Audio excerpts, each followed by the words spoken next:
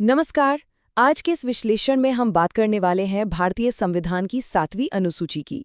ये एक ऐसा टॉपिक है जो एग्जाम्स में बहुत बहुत ज्यादा पूछा जाता है। तो चलिए इसे एकदम आसान बनाते हैं और शुरू करते हैं। आज हम क्या क्या कवर करेंगे, एक नज़र डालते हैं। पहले भारत के फेडरल स्ट्रक्चर को समझेंगे, फिर उन 3 सूचियों को देखेंगे जहां सारी शक्तियां बटी हुई हैं। उसके बाद कानून बनाने के नियम क्या हैं, सूचियों का एक क्विक कंपैरिजन और आखिर में सबसे जरूरी कुछ एग्जाम प्रैक्टिस क्वेश्चंस। तो चलिए सबसे पहले नींव से शुरू करते हैं और समझते हैं कि भारत का ये संघीय ढांचा या फेडरल स्ट्रक्चर आखिर है क्या।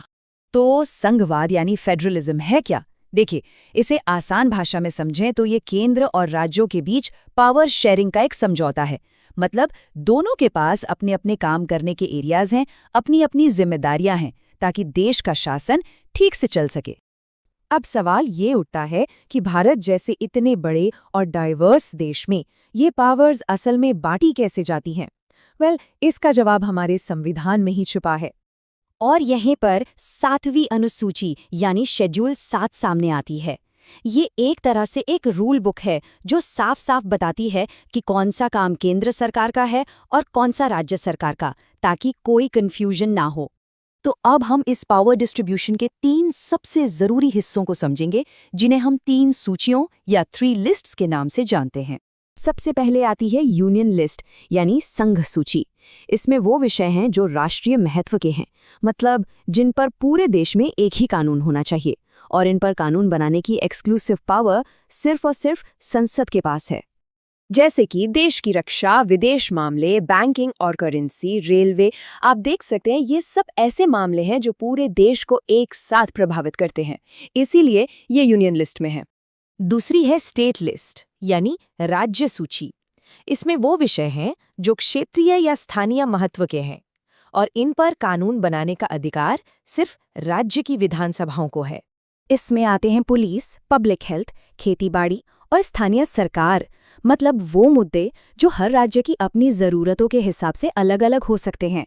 तो राज्यों को इन पर पूरी आज़ादी दी गई है। और आखिर में है कंकरेंट लिस्ट यानी समवर्ती सूची। जैसा कि नाम से ही जाहिर है, ये साझा जिम्मेदारी वाली लिस्ट है। इस पर केंद्र और राज्य दोनों ही कानून बना सकते हैं, जैसे कि शिक्षा, जंगल, शादी तलाक, क्रिमिनल लॉ। ये ऐसे विषय हैं जिन पर नेशनल पॉलिसी और लोकल इम्प्लीमेंटेशन दोनों की जरूरत पड़ती है। तो ये एक तरह का टीम वर्क है। अच्छा, एग्जाम्स के लिए ये आंकड़े बहुत जरूरी हैं। शुरू में यूनियन लिस्ट में 97 सब्जेक्ट्स थे, अब 100 हैं। स्टेट लिस्ट में 66 थे, अब 61 रह गए हैं, और कॉन्करेंट लिस्ट 47 से बढ़कर 52 हो गई हैं। ये जो स्टेट लिस्ट से 5 सब्जेक्ट कम हुए, वो 42nd अमेंडमेंट से कॉन्करेंट लिस्ट में डाल दिए गए थे। ये पॉइंट जरूर याद रखना है। चलिए, सूचियों के बारे में तो जान लिया, लेकिन कहानी यहीं खत्म नहीं होती। अब समझते हैं कि इन पर कानून बनाने के कॉन्स्टिट्यूशनल रूल्स क्या हैं। आर्टिकल 246 एक हायरार्की यानी एक रैंकिंग सिस्टम बनाता है। सबसे ऊपर है यूनियन लिस्ट, जिसपे सिर्फ संसद का अधिकार है। फिर आती है कंकरेंट लिस्ट और सबसे आखिर में स्टेट लिस्ट। पर यहाँ एक बड़ा सवाल है, क्या होगा अगर कंकरेंट लिस्ट के किसी विषय पर केंद्र और राज्य दोनों ही कानून बना दें और दोनों में कॉन्फ्लिक्ट हो जाए? ये सवाल एग्जाम्स में बहुत आता है, और इसका जवाब है आर्टिकल 254 में।